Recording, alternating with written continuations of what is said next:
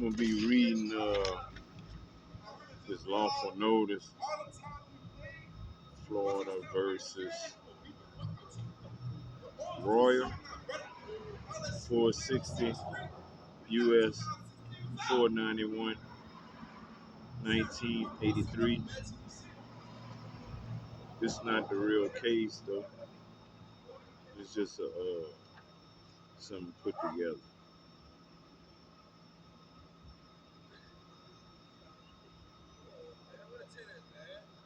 for we the people. In several cases, the Supreme Court stated that you cannot just remain silent, but you have to invoke the right. This is a presumption, not a law. The presumption is that we didn't have the right in the first place, and that you needed to rely on the contract or constitution or treaty or some document in order to establish an inalienable right. Remember, the Constitution doesn't grant a single right. You have that right as a result of nature, as a result of being, not as a result of agreement. The Bill of Rights is the Bill of Rights, not the Bill of Suggestions or the Bill of Interpretation or the Bill of Invocation. So, no, challenge the stupid presumptions that no one, absolutely no person in the United States may be held to answer. So, no, you don't have to answer their questions. And by not answering their questions, they do not have the right to violate your right. Second, law enforcement officers do not violate the Fourth Amendment in merely approaching an individual on the street or in another public place by asking him if he is willing to answer some questions, by putting questions to him if the person is willing to listen, or by offering in evidence in a criminal prosecution his voluntary answers to such questions. See Dunaway versus New York Supra at 442 U.S. 210 N12. Terry versus Ohio 392 U.S. at 392 U.S. 31 392 U.S.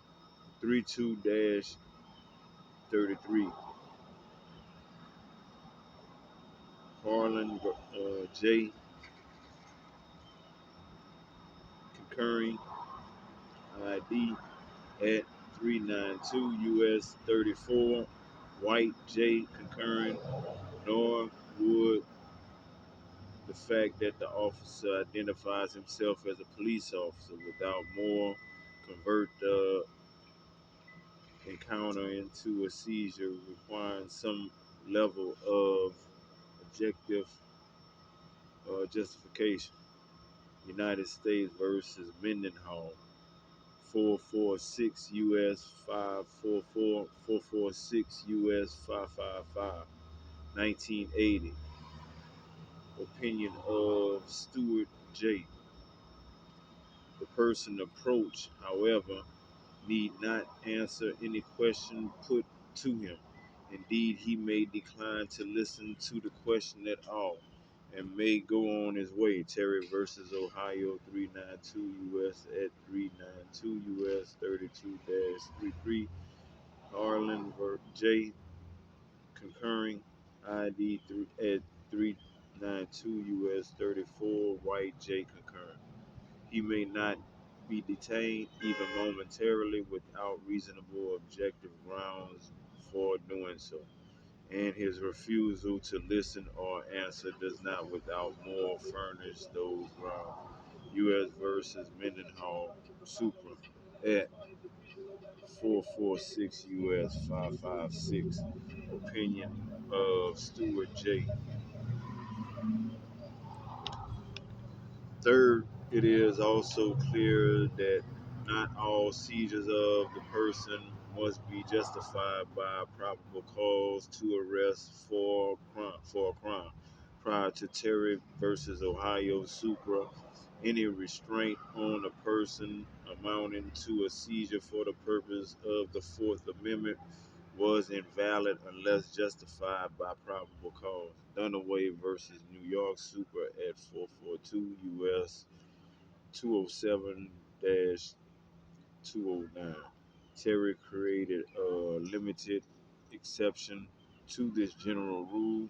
Certain seizures are justifiable under the Fourth Amendment if there is articulate suspicion that a person has committed or is about to commit a crime.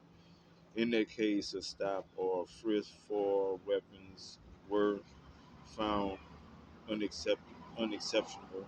Adams versus Williams 407 U.S. 143, 1972. Applied. The same approach in the context of an informant's report that an unnamed individual in a nearby vehicle was carrying narcotics and a gun. Although not expressly authorized in Terry, United States versus Brian Brignoni, Ponce 422 U.S. 873 422 U.S. 881 882 1975. Any, uh, excuse me, was unequivocal in saying that reasonable suspicion of criminal activity warrants a temporary seizure for the purpose of questioning, limited to the purpose of the stop.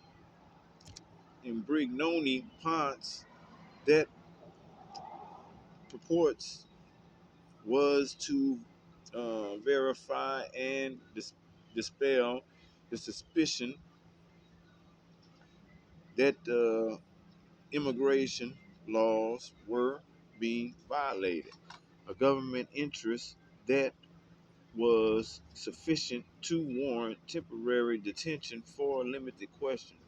Roy does not suggest, nor do we, that a similar rationale would not warrant temporary detention for questioning on less than probable cause were the public interest involved in the suppression of illegal transactions in drugs or of any other serious crime. Michigan versus Summers 452 U.S. 692 1981 involved another circumstance in which a temporary detention on less than probable cause satisfied the ultimate test of reasonableness under the Fourth Amendment. In the name of investigating a person who is no more than suspected of criminal activity, the police may not carry out a full search of the person or of his automobile or other effects, nor may the police seek to verify their suspicious by means that approach the conditions of arrest. Dunaway versus New York Supra made it clear. There, the suspect was taken to the police station from his home and without being formally arrested, interrogated for an hour. The resulting incriminating statements were held inadmissible. Reasonable suspicion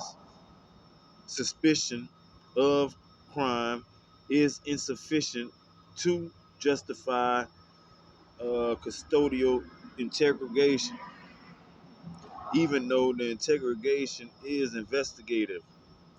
ID at 442 US 211 212, Brown versus Illinois 422 US 590 1985, and Davis versus Mississippi 394 US 421 1969, or to the same effect.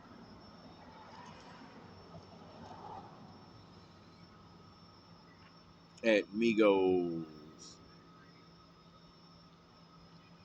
I gotta walk most of the time and come to the library and go stamp things on the court record, recording and recording and in litigation. Gotta give full disclosure.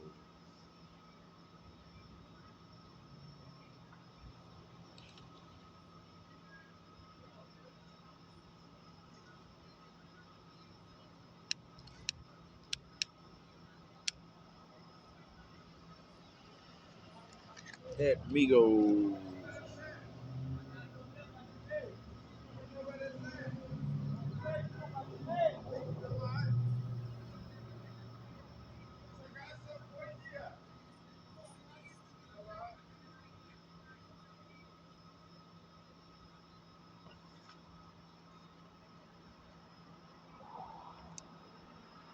At Migos.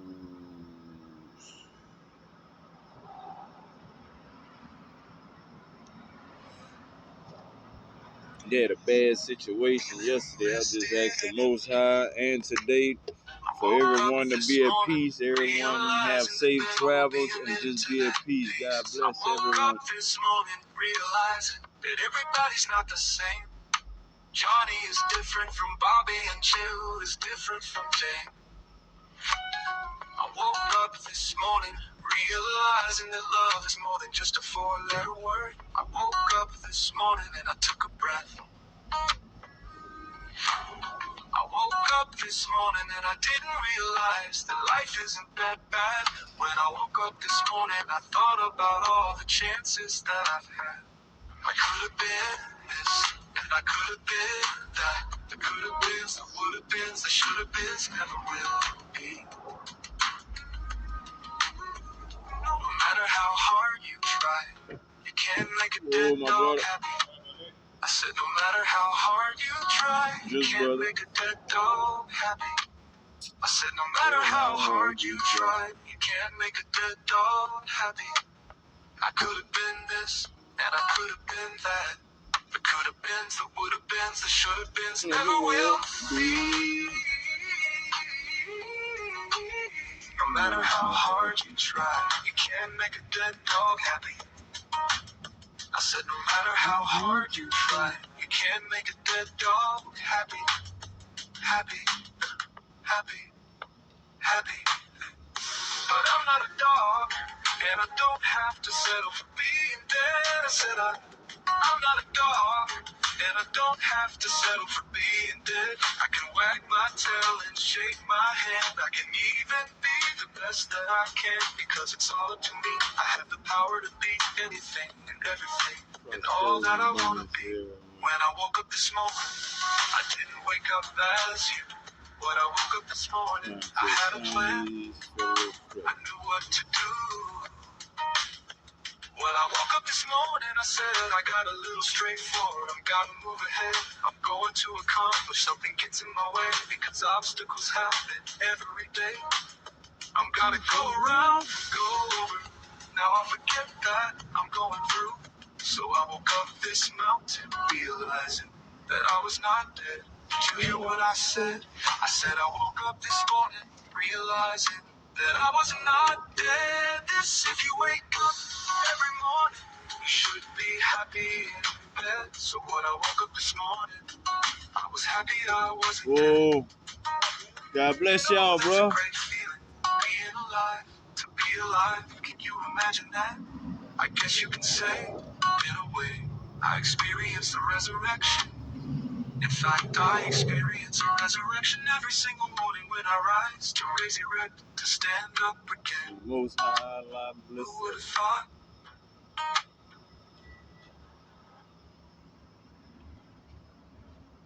Woke up this morning, feeling rested and at peace. I woke up this